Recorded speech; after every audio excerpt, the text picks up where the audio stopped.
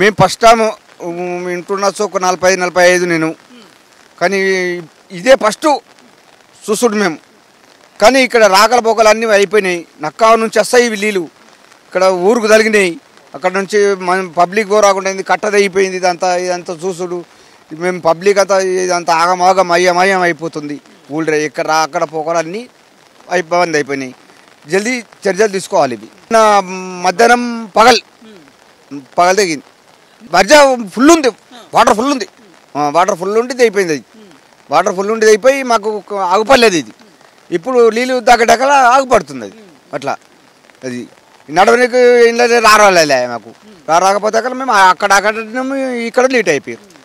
ఆగమైరిగా కామారెడ్డి వెళ్తుంది, నిజామాబాద్ వెళ్తుంది, మళ్ళీ ఇటు నుంచి పోతే ఇటు బోధన వెళ్తుంది, నింగంపేట అన్నీ వెళ్తాయి. ఇటు ఇక్కడ నుంచి రోడ్డు ఆగమాగమే. ఈ రాకపోకలు అన్నీ బంద్ అయ్యి మొత్తం బంద్ అయిపోయినాయి. మాకు ఇక మొత్తం బందే. మాకు ఇక అన్నీ ఎక్కడక్కడ బంద్ అయిపోయినాయి. ఇక్కడ జర జల్దీ ఈ స్తంభం కూడా లేదు. నిన్న స్తంభం కూడా నైట్ పడిపోయింది. అది రాత్రి పడిపోయింది. అది వర్షం తక్కువైనా కమా నీళ్ళు తక్కువని వెళ్ళిపోయింది.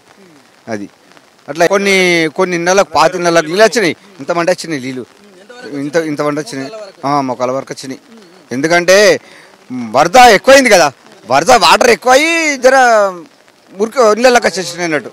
అట్లా ఇక కొన్ని గడమ నెలలకు రాలేవు.